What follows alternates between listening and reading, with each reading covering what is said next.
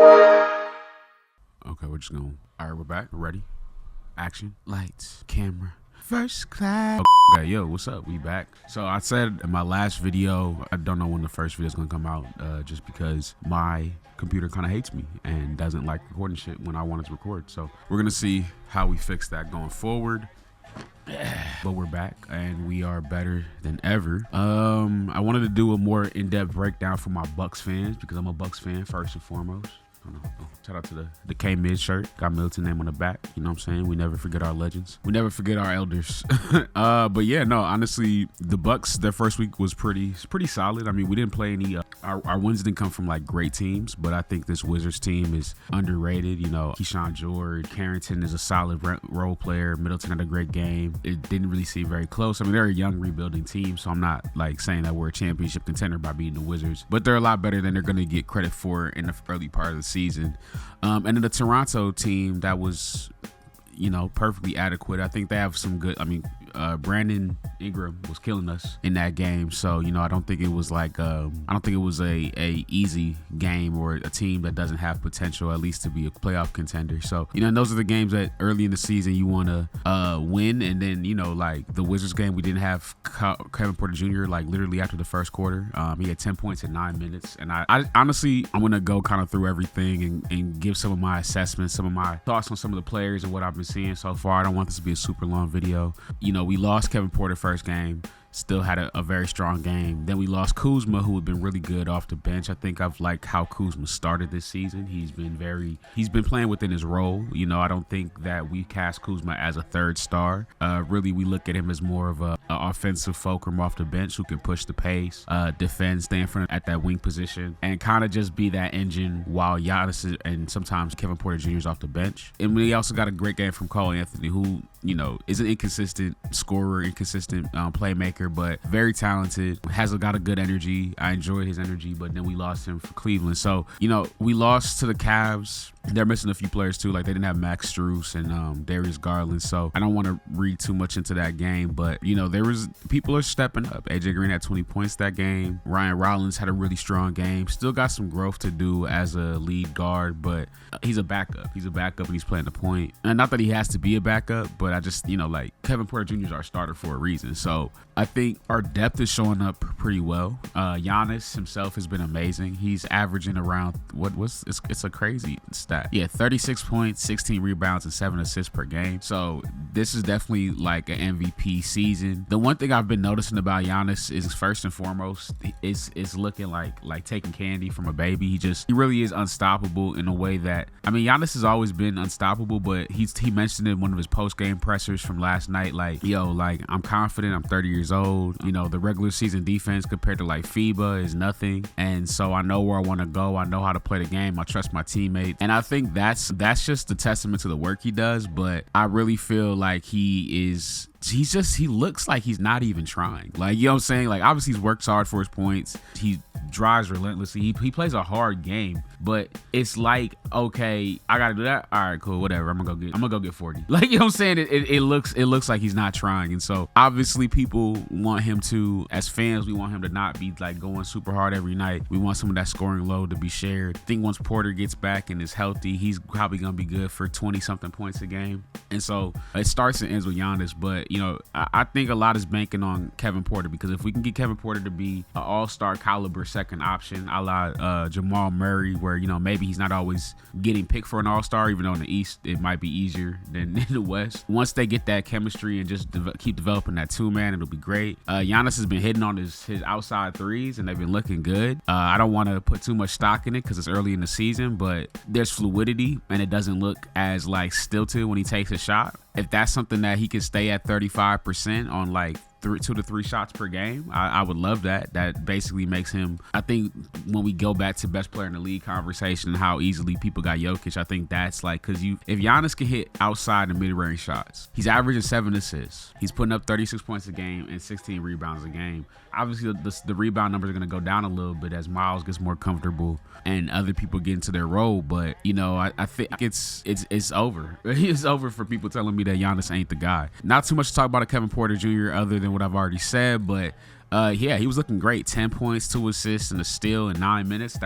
People were saying he's on average for 40 points. He probably would have got less than 40 that night just because of how things were going, but he looked like he was ready. And I really liked him as the primary ball handler. I know people kind of think that he's like kind of reckless guy, his passing, but the work with Rondo, having a guy like Ryan Rollins in practice with him, his own dedication. I know that Kevin Porter's a controversial figure in the NBA, and like whatever happened, if it was on the level that people think it was, I don't condone that. But as far as a talented basketball player and a teammate, he's been solid. Myles Turner has not been dynamic offensively. I think he still is. He was in NBA system for a very long time.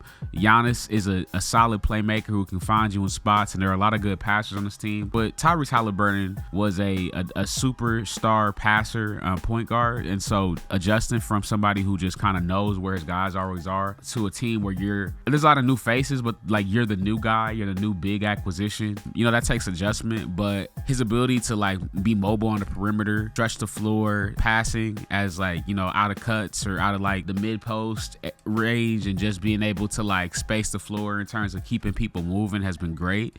Once he really gets comfortable, if Myles can get to 34-35% from three for this season and just keep working on like being that pick and pop presence, I think he'll be great. Gary Trent Jr. has been solid this year so far. He wasn't great last night, but that's the thing. He's not like a primary shot creator. He can create his own shot, can get to the three, and I think it's either him or AJ who are going to be the third option on this team. So even though and they'll probably take turns. Like I really like Gary Trent and AJ Green. I just really like that tandem of shooters. They all have great chemistry, solid. And I think across the board, Bobby Portis is kind of starting off a little slow. Taurean Prince has been solid. Andre Jackson Jr. saw a couple minutes, hasn't really done a lot so far. But I like the rotation. I appreciate what's going on. I think even guys like Thanasis who are on the bench are offering great energy. We saw a little bit of Mark Sears last night. He didn't do anything great, but it's good to see that Doc is going deep in the well. Even if he doesn't really have a choice, it's good to see that other players are getting some run and people are able to step into roles. And we lost, but it wasn't a bad loss. We had some bad decision making towards the end of the game, and that's kind of what comes with like not having that like lead playmaker to organize the offense. But honestly, we were right in it. And I know that Darius Garland and Max Strus are big players to lose, but Kuzma, Cole, Anthony, and Kevin Porter Jr. might not be the same top end talent as those two. Well, at least not Darius Garland. We'll see, because I like Kevin Porter Jr. I like him a lot, actually. I think we showed some really good things this first opening week. And, Doc Rivers said it's my priority to modernize Milwaukee's offense, be versatile on defense, playing at a faster pace, guarding multiple positions, creating offense off of turnovers. I saw that a lot. Ryan Rollins, Gary Trent, Kevin Porter last season and this season. And what I liked about the game last night was, as shorthanded as we are in terms of who our rotation guys are, all the things said about the Bucks team, that felt like a really good, hey, if we were playing together for a few more months, we find a way to win this game type of game. Like, no disrespect to the Cavs, I think they had a great game, but I really liked what I was seeing with the zone. I think a lot of teams are using zone a little bit more interestingly, because even the Rockets last week had a really good zone defense that kind of put Shea in a weird position for the first part of that matchup. So I think we face the Thunder soon, so we'll see if that kind of gets employed there. There's a lot of shooting, a lot of threes. People are not just ready to take threes, but getting in position, moving the ball, getting into like rhythms to run out and kick to open shooters. And it doesn't look like, oh, Giannis all the time just pass out. It's just like a lot of guys are making good passes, good reads, doing the right things on offense. And I think the problem is, okay, like, who's that other guy who can help give you some of those offensive responsibilities, who can help ease some of the decision making? And that goes back to Kevin Porter Jr. and even Kuzma to an extent, because Kuzma is good pushing on the transition. He's not a great isolation scorer, but he was averaging 19 points per game. There's a lot of guys on the team. Gary Trent Jr. scored 19 points per game in Toronto, I think. Kevin Porter Jr. scored 19 points per game, had 50 points, a triple-double on Drew Holiday a few years back when he was only like 21. So I think those things will come into play. I just think it's about like if KPJ becomes that number two, if KPJ becomes a number two, or if Gary Trent becomes the number two, right? Because I think those are the two guys who have the most potential to be that secondary scoring option and grow into a role. Hey, you're a primary scoring option. If that can happen, I think we're going to be in a good position. The defensive side, that can use some work. Like I said, the zone that we used in the Cavs game was like pretty solid. I think, obviously, like towards the end of the game, if you were watching, Donovan Mitchell started kind of breaking into the middle of the zone, getting shots at like the free throw line. So that kind of messed up the zone defense for a while. But to be honest, it could have been a lot worse. In last year's game, just the movement on defense, we definitely miss size. We used to be a very big team in terms of like having Brooke, having Giannis, having Bobby. Khris Middleton was 6'7", 6'7". So we don't have as much size, but we do have a lot of like length in terms of like wingspan. Ryan Rollins has a really long wingspan. Giannis, obviously, Turner. So we're not like a big team in terms of like size and height, but we are a rangy defensive team. We don't really have like a guard stopper, and I think that'll be like a continuous development. The problem with Ajax is just he can't shoot. He has no offensive game, but he'd be the ideal guy to be a point of attack defender who could really, and I love AJ Green as a starter, but he would be great even if he's not a starter, even just to deploy in some minutes if he could get the 3-point up. We'll see how he develops, if he takes that on the chin and really put some hours in to figure out how to be a useful offensive player. He's only a third year. I know people kind of gave up on him already, but he is a very strong perimeter defender. And I think games against like Brandon Ingram, RJ Barrett, Donovan Mitchell, we see that we need a little bit more juice. Yes, Kuzma is a solid defender. I think we just need a strong wing. I'd love Jeremy Grant on this team. I'd also like Tyus Jones. He's a decent defender. He's not a wing, but just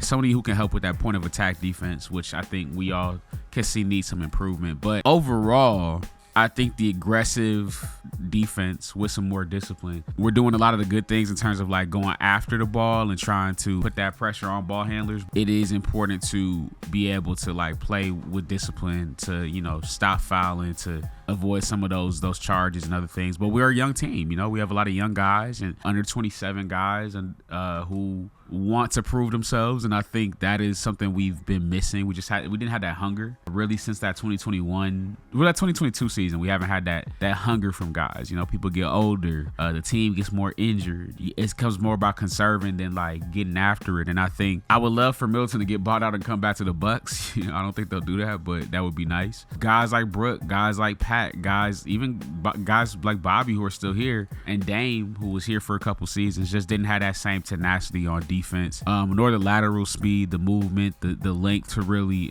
defend. And so I think that'll be interesting. Okay, cool. So yeah, coming up in the next couple of weeks, we have the Knicks. That's tomorrow. They're trying to get Giannis from us.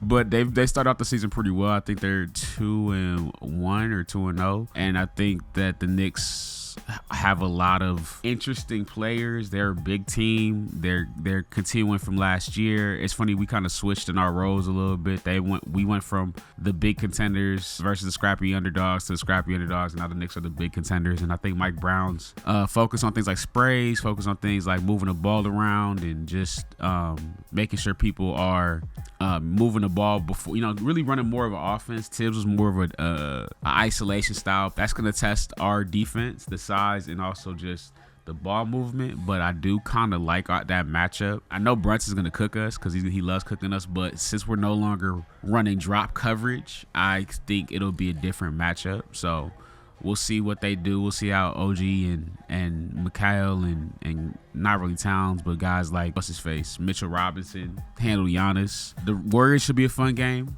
Obviously they have Jimmy Butler. Steph is obviously still there. Draymond's still there. So I think the key is just keeping Curry from getting hot, and once again that point of attack defense, you could probably get that one back. The Kings, it's fucking Kings, but who knows, bro? We'll see what they do.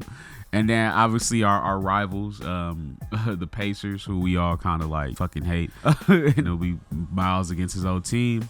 No Halliburton, but Ben Mathurin started off pretty well to start the season. And the Pacers are trying to compete this year, and they still have good players. Like they got Pascal Siakam, they have Nembhard, they have Nesmith, they have Mathurin. So but yeah, no, I think the Bucks are gonna be solid. They're gonna be in a good position this year. I think for next week I could low-key see us going 1-2 next week. I just think New York, Golden State, and Indiana, Or no, 2-2. Excuse me. Sacramento, I don't have any faith in. The Knicks are just a really strong matchup, and Golden State, I like how they're playing. I think they'll get up to see Giannis. But yeah, no, I mean, if Giannis can keep doing what he's doing, and we get some more contributors, we could be a fun team. But I could see us getting the 3 or 4 seed to start the season. That's my big prediction. So let me know what you think. Let me know what you think about the Bucks and what they're doing this year, and what trades should we make? What defensive things would you like to see change? You know, really like help me know what you think the Bucks need to do to be successful this year.